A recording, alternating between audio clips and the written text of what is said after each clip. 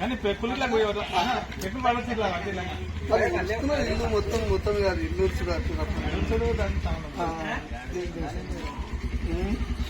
అవి ఇప్పుడు వెళ్ళి పెడితే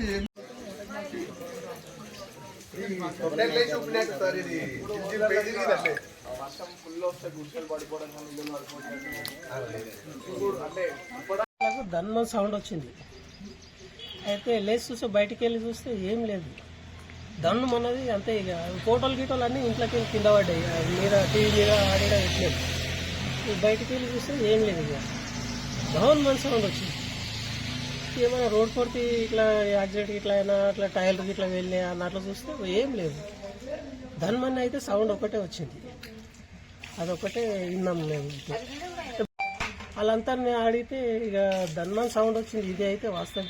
ఇట్లా మెల్ల భూమి కదులుతున్నారు అని చెప్తున్నారు వాళ్ళైతే. నాకు జ్వరం వచ్చింది, బాగా వండుకున్నా. జ్వరం వచ్చింది, బయటికి వెళ్ళి చూసినాయి. ఇలా అంటే రోడ్ కొట్టి ఆడికి ఇలా పడ్డది. ఇక రంగాపూర్ గ్రామస్తులు మొత్తం ఇలా రోడ్ కొట్టి ఇలా పడ్డది. ఏమైందని బయటికి వెళ్ళి చూసి అట్లా మొత్తం ఇలా పడ్డారు. ఇక చూస్తే ఏమైంది అని ఇక మంది అనుకుంటుంటే ఇక ధన్మన్ సౌండ్ ఒకటే వచ్చింది. అది బయటికి వెళ్ళి చూస్తే ఇక భూమి మరి ఏమిందో కానీ ఇక అర్థం కాకుండా ఇదైంది. అంతా బయటకు వచ్చిండ్రు. వేరే ఇళ్ళలో కూడా అదే లేపి ఎత్తేసినట్టు అయింది. పనుకునే మొత్తం ఎన్ని గంటల నుంచి 3:50 అంటే సుమారు ఏ టైంలో అట్లా 3:57 కరెక్ట్. 3:50 నేను టైం చూసిన లేచి 3:57 నిమిషాలకు అయింది. అంటే ఏమన్నా ఇల్లు ఏమన్నా కూలినాయి? గురుడు కూరలేవు కానీ అన్ని ఇల్లు స్లాబ్ ఇల్లు కూడా ఇట్లా దన్ను అన్నట్లు అయినాయి. ఇళ్ళంతా ఒక 2-3 సెకండ్లు కూడా ఉన్నదో లేపి ఇట్లా ఎత్తేసినట్లు అయింది. నిమిషాలంటే ఇంకా 2-3 సంవత్సరాల కింద ఇట్లా అయింది.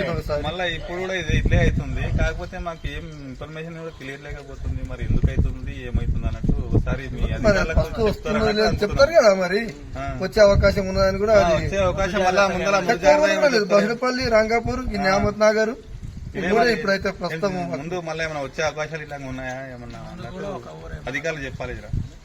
చెప్తే కూడా మేము జాగ్రత్త ఉంటాము. ఆ టైంలో 2-3 ఏళ్ల కింద ఒకసారి వచ్చింది. ఈ ఏరియానే వస్తుంది. 2-3 ఏళ్ల కింద కూడా ఇవే హనుమన్గండి, రంగాపూర్. 2-3 ఏళ్ల కింద హనుమన్గండి, బసిరపల్లి.